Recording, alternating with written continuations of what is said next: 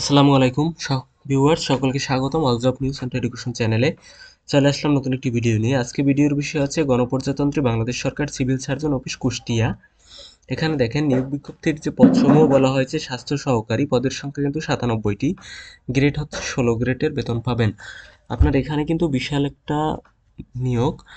শিক্ষাগত যোগ্যতার কথা বলা হয়েছে, কোনো স্বীকৃত বোর্ড হতে উচ্চ মাধ্যমিক সার্টিফিকেট বা সমান পরীক্ষা হলে আপনি উত্তীর্ণ হলে আপনি আবেদন করতে পারবেন।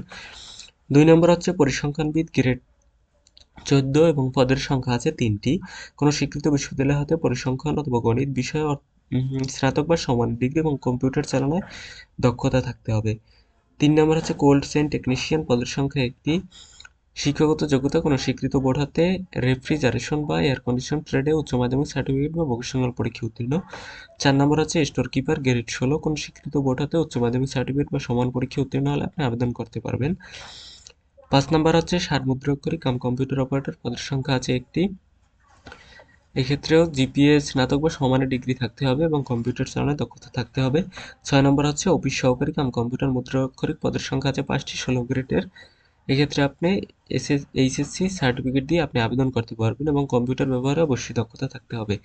7 নম্বর হচ্ছে ড্রাইভার, পদের সংখ্যা আছে 4টি, গ্রেড 16। এক্ষেত্রে আপনি জুনিয়র স্কুল সার্টিফিকেট দিয়ে আবেদন করতে পারবেন এবং হালকা বৈধ চালানোর ড্রাইভিং লাইসেন্স থাকতে হবে। এবং দেখেন, আগ্রহী প্রার্থীকে এই ওয়েবসাইটে গিয়ে অবশ্যই আপনাকে আবেদন ফর্ম পূরণ করতে হবে এবং আবেদন করতে হবে। আবেদনের লিংক আমার ডিসক্রিপশন বক্সে দেওয়া থাকবে, সেখান থেকে আপনারা দেখে নিতে পারেন বা সেখান থেকে আপনারা আবেদন করতে পারবেন। দেখেন, আবেদন হচ্ছে অনলাইনে আবেদনের পূরণ সংক্রান্ত নির্দেশাবলী এবং সময়সীমা হচ্ছে অনলাইনে আবেদন ফর্ম পূরণ ও পরীক্ষার ফি জমাদান শুরুর তারিখ হচ্ছে 4/3/2025 সকাল 10 ঘটিকা থেকে এবং আবেদন ফর্ম জমাদানের শেষ তারিখ হচ্ছে 24/3/2025 তারিখ বিকেল 5 ঘটিকার মধ্যে আপনাকে দিতে হবে। উক্ত সময়ের মধ্যে ইউজার আইডি প্রাপ্ত প্রার্থীগণ অনলাইনে আবেদন ফর্ম সাবমিটের সময় থেকে পরবর্তী 72 ঘন্টার মধ্যে এসএমএস এর মাধ্যমে আবেদন ফি জমা দিতে পারবেন। মানে আবেদন ফি জমা দিতে পারবেন আপনার 72 ঘন্টার মধ্যে। এর মধ্যে যদি জমা না দিতে পারেন, ব্যর্থ হন, তাহলে আপনার আবার নতুনভাবে আবেদন করতে হবে। এবং এখানে টাকার কথা বলা হয়েছে।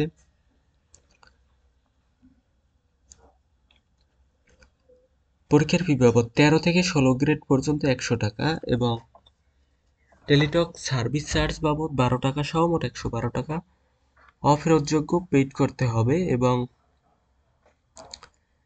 এখানে বিশেষভাবে উল্লেখ্য, অনলাইনে আবেদন ফরমের সকল অংশ পূরণ করে সাবমিট করা হলেও আবেদন ফি জমা না দেওয়া পর্যন্ত অনলাইন আবেদন ফরম কোনো অবস্থাতেই গৃহীত হবে না।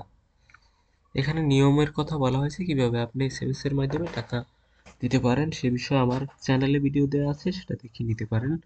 তো এই ছিল আজকের ভিডিও, দেখা হবে পরবর্তী কোনো ভিডিওতে। সঙ্গে থাকবেন all job news and education চ্যানেলের। ধন্যবাদ সকলকে।